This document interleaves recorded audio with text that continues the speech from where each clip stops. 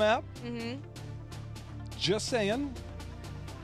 LFM is a team that is no stranger to a Cho'Gall. Previous LFM. Long time. Not a Fury LFM. There was once a time that me and Fury played Cho'Gall together. I let him be the Cho since he's, you know, the tank pro. It seemed strong in our random quick match game. You were Fear J-How? No, it was like yeah, it was LFM because it was after he got picked up by LFM. Oh, so LFM LFM J-How. Yeah, I tweeted a picture about it. It was when I made my announcement, you know, that I would be a Gall main. You know who has the greatest Gall name? T. SS Hosty? T. I'm strictly the Gall portion. Whose name is just so good at being added on to a plethora of names. So many. Weed. This one right here. Just saying, all you out there, if you want a Cho'Gall duo partner. Are you a good Gall? You know, Cho'Gall is a ranged hero. You sit there and you spam stuff. For anybody that's out there, Cho'Gall is a ranged hero. Yrel and then Murd and Genji. All things that we had talked about, now we are caught up. Let us continue our analysis in a Cho'Gall-free zone that is this desk. Well, the Johanna ban, Simplicity seems to have anticipated either Yrel would be picked up in that first pick, allowing them to grab Muradin. They've executed this part of the draft well in their favor. So the Johanna ban trying to choke Diablo still available. If that comes in, instead we're going to prioritize Jaina for Figgy in the early part. Does pair well with the Malfurion with the Innervate. I like the Jaina better because Diablo and Garrosh are still up for LFM. If they, one of those two should be Fury being able to do what he would like. Even Stitches, we've seen a couple of Fury Stitches games. I know it's less, that hasn't been as favorable for LFM because it's less we get in your face and we get the kills. It's more bring the kills to you, but they have Malfurion and Jaina already, some great follow-up there. So Hanzo being taken away. We've seen the Genji already, but it was on Dragonshire in a mixed bag, not on the Genji side, but on the team execution side. Chromie, this is more of your Genji Chromie battleground. Dragonshire and Tomb operate as the two battlegrounds that we would see Genji Chromie the most. And if you can Dwarf Toss in, isolate a target with a Stormbolt, have Genji Swift Strike in and a Chromie Bomb, it is lights out for any hero on that side. I almost wonder if they considered a Chromie ban, given that they had already picked Yrel, so there is no Blaze possibility, but instead the Junkrat was enough for LFM to warrant and say that that was okay for a host to get banned, and Riptire can be a nice setup for a Genji kill. Any team outside of Fnatic with Mene, do we now, if more and more Assassins get banned and we find ourselves on Tomb, is there any chance that Kel'Thas makes his way into North America? Because Mene is the only person I think in the world right now that would play it, but with triple ban. I wondered the same about him because we seem like we are in quite the either super sustain or chain CC is what our team's like, and Kel'Thas would fit very well, but not yet. It seems there's still enough ranged assassins that there's enough options. Garrosh will be the choice over Diablo even for Fury, and they also have Phoenix too. Phoenix plus Jaina. There's a lot of slows for that Purification Salvo. We need some wave clear. Deckard offers some Blaze in the solo lane, but the follow-up damage will be the Chromie. The hard part for me in the Genji Chromie compositions, outside of with the Johanna, if you jump in with the Muradin, you get the Stormbolt, you get the Swift Strike, you get the Chromie Bomb, the kill is there. It's everything outside of that, is that where does your wave clear come from? Because Deckard does have marginal wave clear, Muradin not so much. Chromie has to prioritize a lot of her damage towards the wave. And so obviously throwing out your Q is gonna net whatever, and you get your Bronze Talons. It's a matter of where you put your Dragon's Breath. And if your Dragon's Breath, since it's on such a long cooldown, has to be prioritized on minions and you've got to double rotate, then the kill potential is a little bit tougher to come by, else you start to lose out on the wave clear race. Well, I think her level 5 will give us a very good indication of what they're feeling like this Chromie's role is going to fulfill. If it's Mobius Loop, then they're trying to make sure that she can wave clear. If it's Dragon's Eye, then it's way more about kills, get the kills, and then after you get the kills, you can clear out the waves as you're turning in to get the wave clear there and have your web weavers pushing. But what she does do is she gives vision with this Time Walker's Pursuit. She has very good safe poke to stall out turn-ins, and that's why we see her on Tomb the Spider Queen so much. She offers a lot, and she's great counter siege, and when she does inevitably have opponents sieging against her with web weavers, it's a good time to stack up your quest. Slowing Sands does really well to defend one lane, and then Dragon's Eye at level 5. So there are some definite positive sides. We're trying to bring that in. Should be a Slowing Sands too. Yeah. Especially because there's Garrosh then to the fur on the other side. Well, Chromie also likes going against the Garrosh. Garrosh lacks basically any and all mobility. And as a prime target to stack your baseline quest on. Slows also are not super fun to play against for a Garrosh. That's why I feel like Fury's play last year when Garrosh first came in, we saw him played with Lucio, with June, so that you could help reposition Fury and get him into a better place. Got to get it moving. Rotation up. Phoenix Jaina, insane amount of wave clear. A lot of kill potential for Jaina if we get the toss back into the roots. Right now, Equinox is already prioritized rotating from that. There's going to be the knockback, I believe. But I mean, knock me right back into where I want to be. I honestly thought that that was a dangerous spot for Equinox, and they're like, but what if we just dive it? And a fantastic rotation from Zuna to enable that too, because he came in with a jet propulsion, which he's gonna use again. And only a groundbreaker to stun will slow this down, but eventually Equinox gets taken out. Double kill in this early game for Simplicity. You could say that he was hot on his heels there. Yes, you could. It nipped him in the bud. Is that it? That's not exactly. Butt.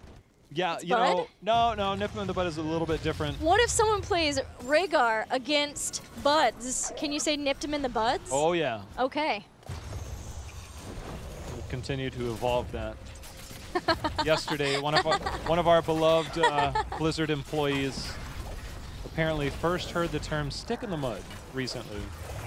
Which I have heard that so much. I think it's a Midwestism. I'm from Kansas. Midwestism. You know, I can approve of that. Kentucky is considered a southern state as King Caffeine, lucky to get away alive. There's Zuna, maybe not so much. Nice roots put down there. Equinox came back in with a vengeance, as well as the aware roots. They are doing work with this bruiser camp in the mid too, taking out the front wall. If you ever wondered why I don't really like Chromie Genji compositions, you're looking at it, because how do you defend against that? I mean, until you get level 5 as Chromie, your single target damage to clear a lot of that. Yes, your Dragon's Breath does a lot of damage, but it's very slow cooldowns. Well, 5's almost here for Simplicity, and we can see the route that Hosty wants to take. Is it Mobius or Dragon's Eye? It's Dragon's Eye. I know J-How is extremely happy about this, but that keeps the long cooldown. So now every Dragon's Breath counts for the communication. Staying up in top lane, you'll be hard at work trying to keep that clear. Jet Propulsion, Equinox lockdown for days with that Decker Cane too, though he lives far longer than I thought he would. Eventually, he will fall, and it's a good old-fashioned bloodbath on Tomb of the Spider Queen, fighting all over the map. I mean, you could say that they are prioritizing the kill on that bot lane, the heavy rotation of the Murd and follow-up, leaving Chromie to do that double lane soaking. I thought you were going to say they're being sticks in the mud about fighting. Did I use it right? Is that? We'll work on it. All right. Right now, K1 Pro continuing to put out a little bit of damage, and Simplicity sitting 7 gems short of that turn-in, conveniently enough. K1 Pro holding on to those. But LFM, they're going to continue to try and defend.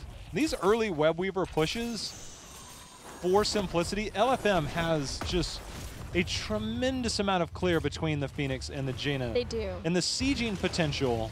Ooh. Not if we lose the Jaina, though. Fury brings King Caffeine back to the fight. K1 Pro dives deep, gets the kill, takes out Jaina, and is out of there. Love seeing K1 Pro pick up Genji. He said that it's given him a lot of motivation on his new role to play these new heroes that he's had to pick up since the last time that he was ranged, because he was playing support and then before that some melee, so for him to be able to pick up heroes like Genji has been a lot of fun. And there gets the kill, and with that the first Web Weaver phase to kick off Tomb of the Spider Queen for Simplicity. See how much early sieging they can get done. If Simplicity can pick up 8 pretty quickly, they can potentially zone out a lane with those slowing sands, just zone out a lot of that range. It's kind of like if you have Stukov. You put down that lurking arm and you just dare anybody to kind of walk through it. Oh, temporal. Wow, okay. All right, so when someone gets hit by that, Fury needs to be right there in range. It's going to be an easy one. Oh, yeah. Into the fray. Into the fray, yeah. If you into the fray right as that goes off, you don't get looped. Unstoppable while in the air. The important thing to mention, but you also have the armor after the fact. With these Web Weavers, Simplicity has amassed a level lead. They were in mid for a bit, not getting the kill on Temporal. They'll go up to escort the rest of the Web Weaver in the top lane. Just doing what they can to try to bring down, if nothing else, take out this well. Just do whatever structural damage they can to set themselves up for success over the next couple minutes. Gank in the bottom lane, though. I will say for Zuna, given his change back to melee, his avoidance towards getting ganked, yeah, it's a little bit easier with Blaze and Urel in the meta right now, but he's done a very good job. Oh yeah, I think he's one of the most improved players that we've seen. There's a lot to be said about his play that has definitely looked improved between phases. Well, Temporal is back up, and Simplicity may have another go at it, given the fact that they are closer to heroic abilities and only 11 gems away from being able to get a turn-in with this. If Simplicity can get a double turn-in with heroic abilities, that would be a chance for them to try to snowball, take out a lot of these forts, and look to get a massive experience lead and structural lead over LFM to take us possibly into Game 5. The hard part for Jaina is the engagements have been extremely limited.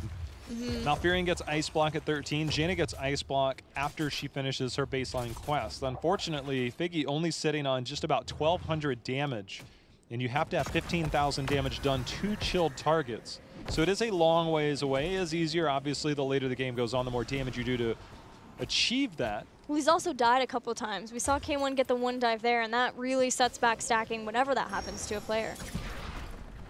LFM hoping for the turn-in. Simplicity did not get it with heroic advantage, and now LFM gets heroic abilities. They just still have a ways to go before they can actually get the turn-in. Taunt, Ring of Frost, follow up, but he makes it into the bunker. Planet Cracker's gonna cut through that, but Figgy goes down. Figgy got cut through with X Strike, and Indomitable's gonna keep Fury out of danger for now. Temporal Loop is there. That brings him right back in. Wow. Swift Strike directly on top of that. Fury surviving, but not for long. Stormbolt's just gonna miss onto Equinox. And the follow-up and communication for Simplicity, especially the jet propulsion. It's looking on point right now. That was perfectly done. And they're rewarded with another Web Weaver phase. And this is the point to start taking down some of those structures. All heroic abilities are down for a while, and that may be something that LFM can abuse, but LFM has used a ton of that too, so it's up to Simplicity to try to get these lanes pushed out ahead of these Web Weavers so that they, in multiple lanes at once, can have a siege somewhere and they can try to take advantage of that. I think they're just going to continue the aggression from Murd and King Caffeine. He's playing around Fog. The minute they establish vision, he's just going to look to jump onto a target. He's not even dismounting. He finally, he's just trying to dare anybody to get in range. K1 Pro, his positioning at max range on this, he's looking to nail his level 4. Sometimes you would say, hey, be a little bit further up, try and get that. But it's a clear rotation, and Urel, if they can get these minions pushed forward, that's why you see Equinox. He's peppering one. They just need to get the minions. Equinox does have his jump available there. It's going to be, it's on the other side. Nice knockback. King Caffeine now, he's the one. He's actually going to get interrupted. Avatar goes out. The taunt as well. The Cracker, the Ring, everything used, but it's not enough. Stay a while and listen, but Genji and Muradin are already dead, and Equinox can jump out now. This is a tricky spot for the disengage. Zuna has to use the bunker to soak up the shots, but Hosty will get thrown back in. This is a Chromie who's gonna buy some time for her team using the temporal, using that bunker, but eventually knew that he would go down. And the first iteration of the stun lock there did work for Simplicity, but this time LFM fires back. The gank onto Urel, who has Ardent Defender, is a bit surprising to me. That's a much easier dive to make when you have Webweaver still pushing, but if you're just your minions, the bunker actually saved them from a potential team wipe, because the bunker gets priority targets onto or from that fort. And had that not gone down, multiple more members could have fallen, but more importantly, Blaze made it out of there. I think Hosty was only sitting on 4 gems. Blaze, however, was sitting on about 21. So a lot more important to hold on to those. But you can see what LFM is trying to do. If the Ring of Frost gets set up and the bunker drops down, they're trying to use that Planet Cracker to burn through the bunker so that they still get the burst damage out of that Ring of Frost and the Warlord's challenge. Feels like it's going to be a race to see if that bunker can save through these huge heroic abilities that LFM have. And with Planet Cracker coming back in a few seconds, they're going to have another go of it very soon. Sitting on quite a few gems. Phoenix holding on to 49 of those. So if they can get the back-to-back turn in, get some structure damage in, looks like they'll be able to complete the bottom. If they get the rotation in, which they are. See if Simplicity tries to maybe flank this. I think they're going to have to concede this, clear up the rest of the lanes, buy a little bit more real estate here before they look to re-engage. They are still ahead. Is Simplicity and experience? He's already used the taunt. They're going to fully engage into this. Planet Cracker 2. This time, Zuna hasn't used a bunker yet. Fury sustained some damage, separated her out from the rest. Great ice block from the Aware to stop that jet propulsion. And now bunker goes down. K1 Pro harassing the back. The Aware stays alive, dodging this way and that from the X-Strike. And Droplets really wants that Genji kill if he can. Stay a while and listen in the Storm Pole. Everything used to see if they could save Genji's life, but it was not to be had. That Fury Groundbreaker was enough to help confirm the kill. And now they're looking for more. Indomitable has been used. Fury continuing to try and find somebody that he can do damage to. Zuna goes in, but there's going to be the toss in. King Caffeine ends up using the Stormbolt, does end up jumping into those roots. There's going to be into the fray for Figgy. The knockback is going to get the kill confirmed onto King Caffeine, and LFM walks away with a favorable trade and still a lot of gems in their pocket. Yeah, though Phoenix died, they still have enough for the turn-in, despite the fact that he held a majority of LFM's gems, and this has been a very close game, close in kills, close in experience. Even structurally, Simplicity has a lead, but Simplicity have a lot better presence in the lanes. This mid and top especially have been way pushed out. So LFM, if they're going to get something done, if they're going to try to take down the other forts of Simplicity and put the map into their favor, they need to push these out quickly. That top spawns in their base. The way it's staggered, their defense will be fully focused while Simplicity's here in the mid lane to start. Phoenix still trying to prep that top lane. Time Trap's going to sniff out the flank potential there. This mid lane being cleared up rapidly. Should still lose this fort. This is still pretty healthy and a lot of sieging potential here. As we see Northern Exposure picked up there by Jaina. That was a lot of burst damage. Also sitting at about 8,000 damage towards that 15,000. You get that ice block. It's a major step up for Jaina, who's trying to get the kills from the Ring of Frost combo. Yeah, I want to bring, oh, hold on. We got to, okay, I thought I heard the I heard Temporal too. Yeah. One of the scary things now is that bottom web weaver, they have to basically give that up, because if anybody rotates to that bottom web weaver, especially multiple people, LFM can make a play towards the boss because there's going to be somebody so far away. Or look at these keep towers too, since the web weaver is still here and Genji is shown. But you're right, they forced the rotation down to the bottom. Only took one. K1 Pro went down there. but it does take out the keep towers down in the bottom and does a little bit of keep pressure. Oh, but they've got enough gems for another turn in here in a second. If they get another turn in, back to back to back. Beacon would be proud. I think he's watching somewhere, just hoping that they don't get it so he could try and be the only back to back to back of anything. That was so expertly done that no matter what, anybody would be proud. To rotate through the top, down to the bottom, K1 Pro, the only one there, too scary to stop, and now this is a much different scenario than the last turn in for LFM, because this time, these lanes are looking pretty red. LFM's playing for keeps right now. Equinox comes down, gets the bottom lane prepped. That's going to warrant a response here from Simplicity.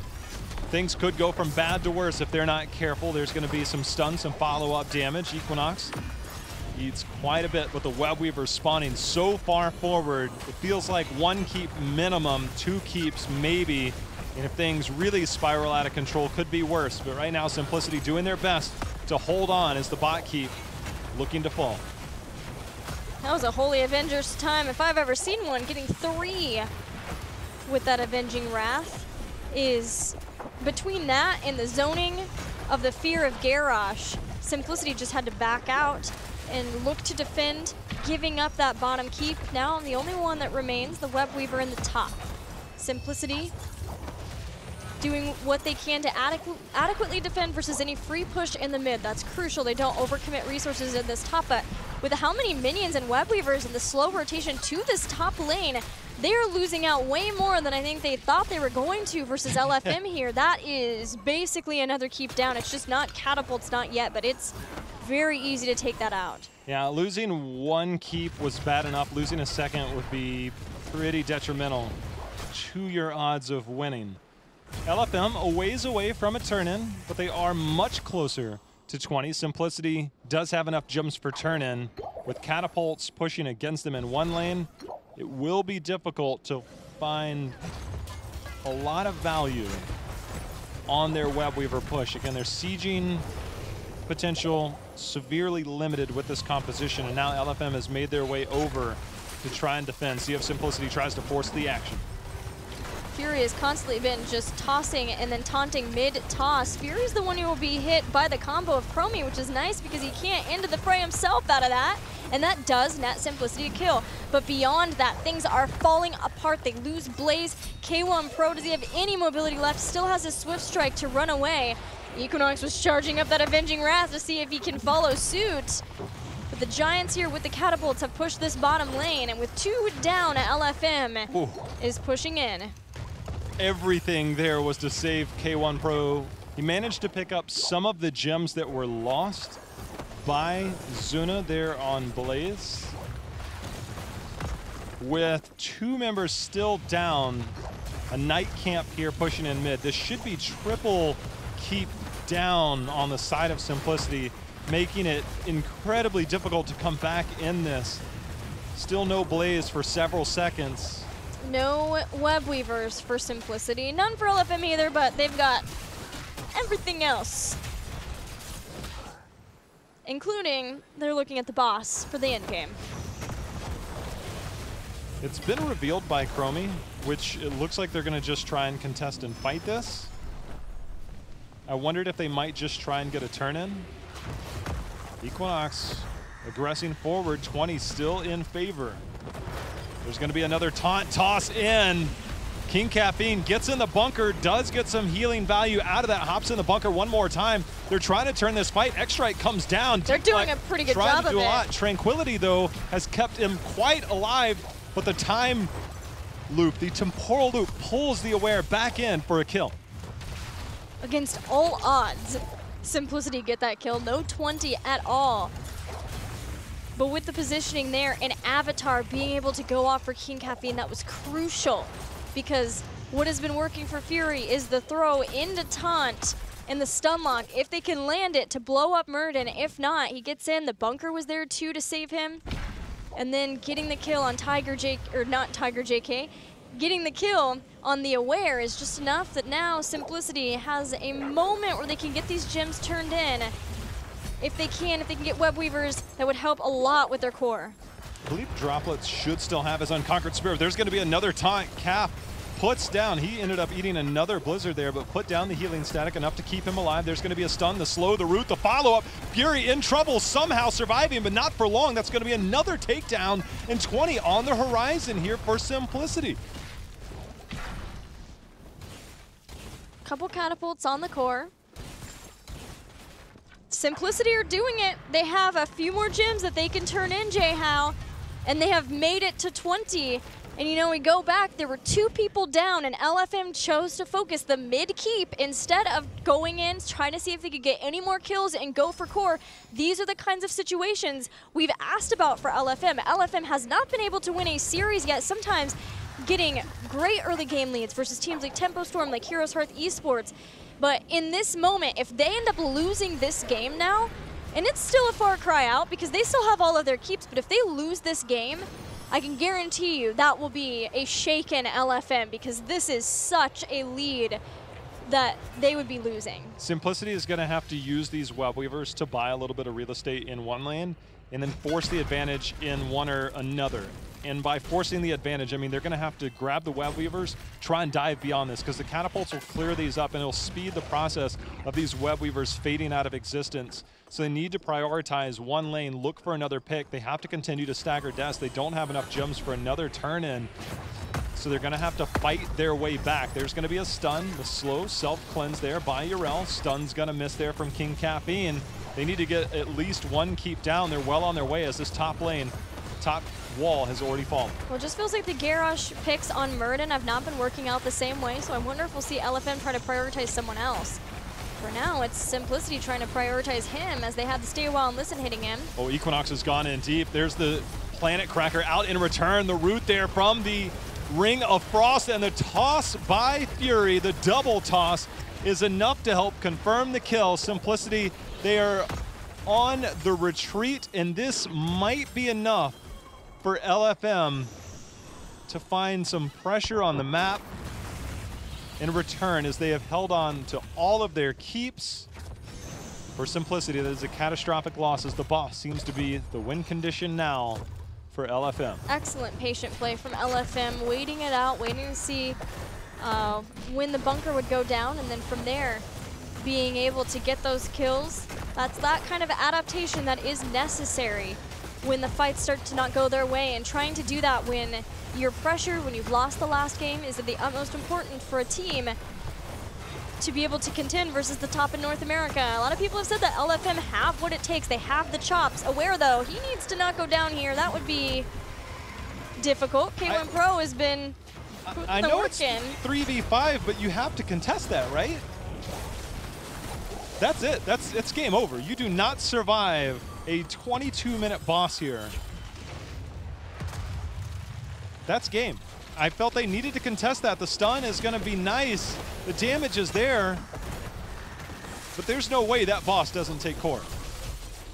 Well, Simplicity are doing what they can to stop it with everyone else left. They don't have Decker Kane.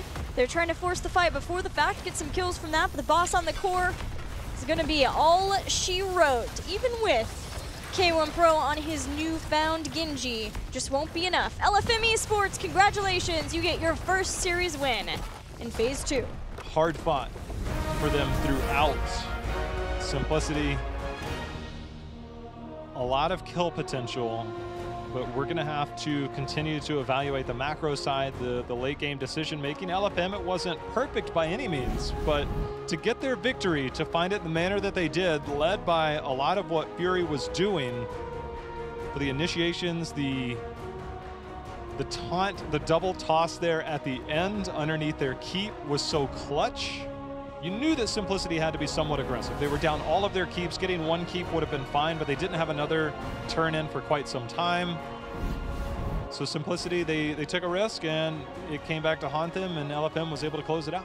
Well, I think one thing that people might be underestimating from LFM is that this team came in and clearly had an idea of their identity. They already were a team-fighting team, and then you add Fury, this aggressive warrior, to the equation, and he seems to fit perfectly. It was just a matter of trying to make sure that the follow-up was there so that when he wanted to get aggressive, that it would be right there with him so that they could get those picks. And there was still a couple of times when Simplicity was adapting and things were happening, like Avatar was making enough of an impact that King Caffeine could stay alive or the bunker would be there.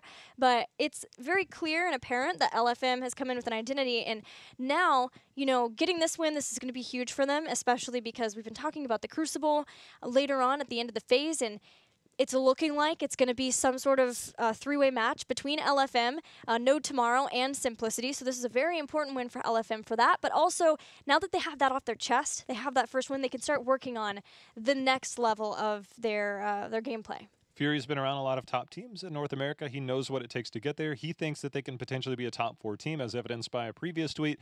Every team, every top team that we've spoken to has said nothing but nice things about LFM. So their ceiling, I think, is much higher than meets the eye after their 0-4 start. So a win here definitely shows that they can contend for one of those playoff spots. So it's definitely a bright sign, I think, for them to kind of get this one under their belt. I'm very happy that they're able to do so. For Simplicity, obviously, I don't know if they had the hopes. I think they were still an outside shot of making it to Western Clash. That is all but dashed here. So they'll have to continue to look forward once they do get to potential playoff range and as the season plays out.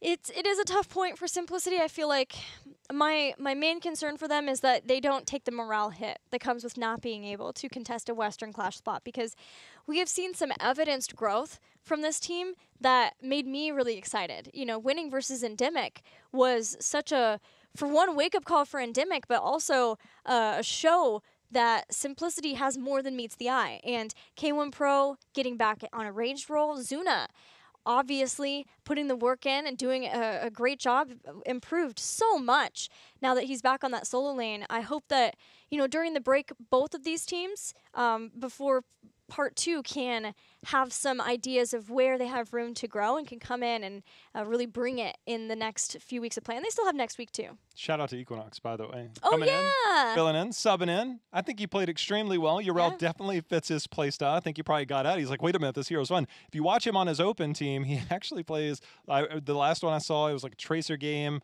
He likes to play heroes that he knows he can have an impact on. Uriel stepping in here, filling in for Swabs. Swabs, as you had mentioned at the beginning of this series, has been a standout player for this team for some time, but making his name more established since this second phase started.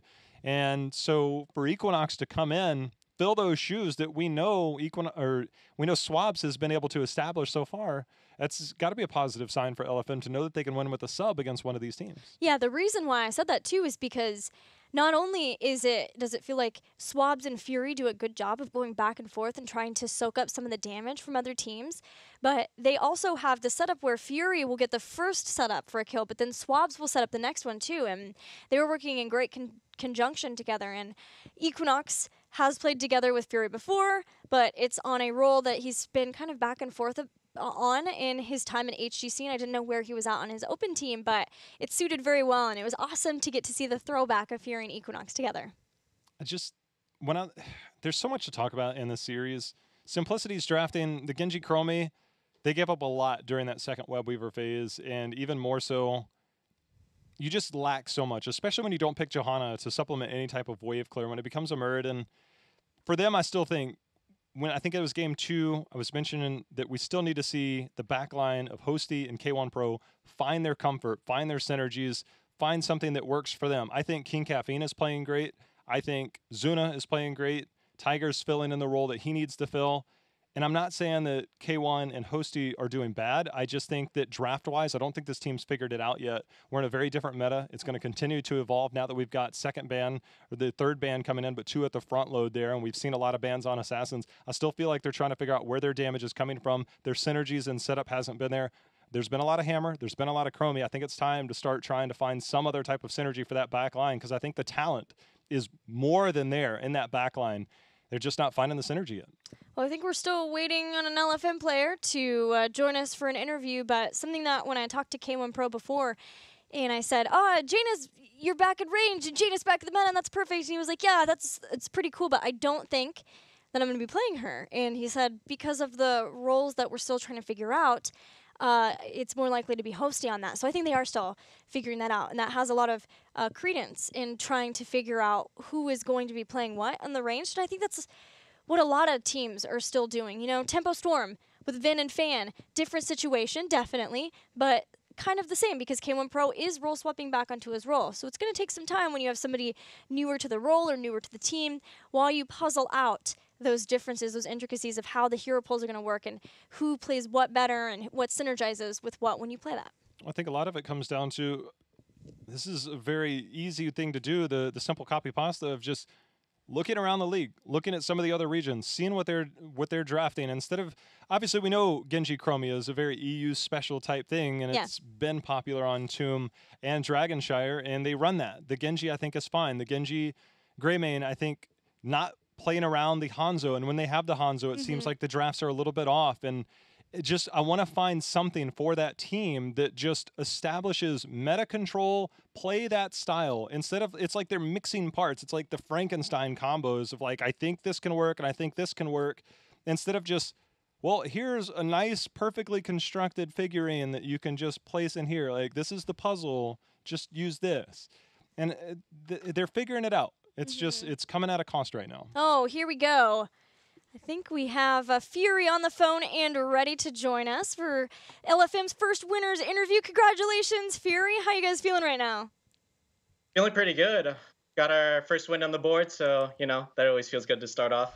Yeah, I wanted to ask you, you guys have been, you've been receiving a lot of commendations from other teams. You look at some of your early games, especially versus teams like Tempo and Heroes Hearth, and you guys have been able to come in and come into the game swinging. And what do you feel like it is that has been making a difference for you guys that you're able to get the win here versus Simplicity? I think our previous series, we pretty much dominated like our early and mid game. It's just our late game was kind of needs improving.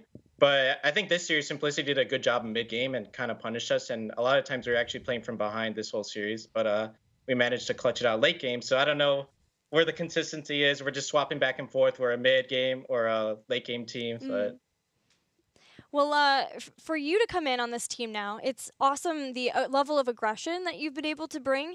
Something that we've been talking about a lot is you're in there, you're leading the charge, and then the follow-up, watching as this team grows around you and with you. How has it been transitioning now to LFM and throughout this phase so far?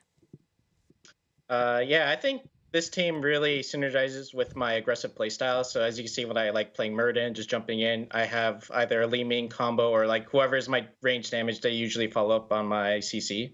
So that definitely helps out a lot that like our team comp, like, you know, works together.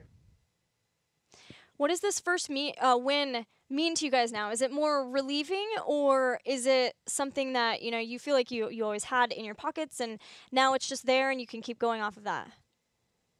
Well, now with the Western Class Dream dead, we just look to focus on BlizzCon standing. So we're trying to bump ourselves up to 6th place at least to, you know, be in the playoffs and out of Crucible range. So getting this win is really important for the long game, and I think that's what we're playing for. Well, awesome to hear. I'll send you over to J-How for more questions. Well, let's follow up on that, Fury, because you had put out the tweet that you believe that you guys are a top 4 team. And as Gilly had mentioned, a lot of teams have spoken very highly of LFM. Going forward, do you still believe that you can achieve that? Obviously, you're fighting just to get into the playoff range, but do you still see yourself as one of those top teams, and what's it going to take to get there? Yeah, I definitely believe we can, you know, show up with the other big titans of the NA. I think we're a little off from Tempo and HHE, but I think in our series versus them, we showed that we have life in this team, and we can actually, like, if we close out the games versus them, they were actually really close in that series versus them. So I think given more time, which shown here, like we finally got our first win series. It's just like the stepping stones. Like now we can actually close out games and hold our wins, and then we're just gonna look to keep improving and, you know, keep trying to get more series wins. Well, obviously, we've seen the second ban phase or the third ban come in this weekend. Saw first ban Johanna, first rotation Murden. Does it feel different from a Warrior perspective? We know you have one of the deeper hero pools, but does it feel different now that we've got this third ban implemented? Obviously, you guys have been practicing, but now in a live environment, does it feel different? Yeah, it definitely feels different. I think that this series versus Simplicity, the third ban actually helped a lot, mainly to focus on Hosty, if you guys notice in draft, because I think Hosty is a fantastic player, and obviously we have to respect the hammer. And so we just abused the extra ban, just getting rid of Hosty's player or his pool. But yeah, in terms of warrior, I think, every meta kind of works for me. So I can play any warrior. It's just, yeah, right now, Johanna, Murden, and like a little bit of Diablo are the top warriors that everyone picks. Well, I was asking about the warrior. You gave us a little bit of insight into your own ban strategy, which seemed to work out today. So, Fury, thanks for sharing that bit of information, and congrats on the win today. Yeah, thank you. Well, Fury, you guys have one more series left this weekend, and it's versus Team Freedom. How are you guys feeling about that one? I think we're feeling pretty good, especially, going off this series as a win. So we're going to look to just carry the momentum into our next series. Team Freedom does look strong. I think they are still a really good team. So we definitely, we can't sleep on them, and we just have to try as hard as we did today versus Team Freedom. And of course, your final series will be versus No Tomorrow. So 2 very important but awesome matches coming up for you guys. Congratulations again on you guys' first series win. I know it's been a long time coming, feeling that way for you guys. Before you go, do you have any shout-outs? Yeah, of course. Shout out to my team, LFM, the whole rosters, our coach, Hero, the owner, Steve. Shout outs to Twitch chat. You guys are awesome. Shout out to you guys for casting these awesome games. This is the first time I get to be on an interview, so shout out to everyone. And yeah, that's about it. Well, hopefully we'll have you back. Thanks for joining us. Congrats again. Yep. Thank you so much. It's awesome to see LFM be able to get that first win. I know it's looking forward, being able to avoid the Crucible. It's a scary place to be for any team, but also being able to contest with some of those teams and try your hand at going to BlizzCon. Fury increases the odds. No matter what team that he's on, the amount of playmaking that he could potentially go. That's why I think the matchup against Team Freedom is actually a bit more intriguing. The one thing that Team Freedom, depending on their drafts, which continue to vary, the one thing that they struggle with sometimes is that in-your-face pressure, and Fury probably brings it about as much as anybody. But we know that Zugrug likes the Murden, so does Fury. We'll see who gets their hand on him in that series. So I think that is winnable for them. Very difficult because Team Freedom is so good, though. I was going to say, as long as you follow the cardinal rule, don't fall behind early game versus Team Freedom. Tomorrow, guys, it's here. Get pumped, because in NA, Heroes Hearth and Tempo Storm is the series to close out the day. But of course, there's a lot going on, Jay Howe. Yeah, because we're going to start our day in Europe, where we have Method versus Leftovers. If you haven't seen Leftovers yet, if you're an NA fan, check that guy DAB out. He is a beast on Leftovers as they try and continue their chase for the Western Clash. And then we get 2 names, the rivalry that we've known for so long, looking a little different now. Oh, Fnatic's taking on Team Dignitas. A whole lot different, but Fnatic keeping their hopes alive for the Clash are going to have to keep that momentum going, and that's a tough order versus the undefeated Team Dignitas. Before Heroes Hearth and Tempo Storm, No Tomorrow will go up against Team Octalysis. Octalysis need every win and 0 losses now because they fell to Endemic. It kind of goes just like we saw with Endemic earlier on. They need to get every game they possibly can if they're going to have any case of being able to go to the Western Clash. They've got it within them. They, no doubt, they have taken every top team in some close series. Obviously, Heroes Hearth, a very strong one there. But going up against Tempo, going up against Team Freedom, going up against Endemic, it is not without a little bit of drama because they have fought well in every single one of their series. It's just they've come up in some, and they have it there. Obviously, No Tomorrow, we look at that as a winnable series, but it's not just winnable. They need a 3-0 to continue because before the tiebreaker, it comes to that plus-minus, and for them, every single win is important, but the series win comes first.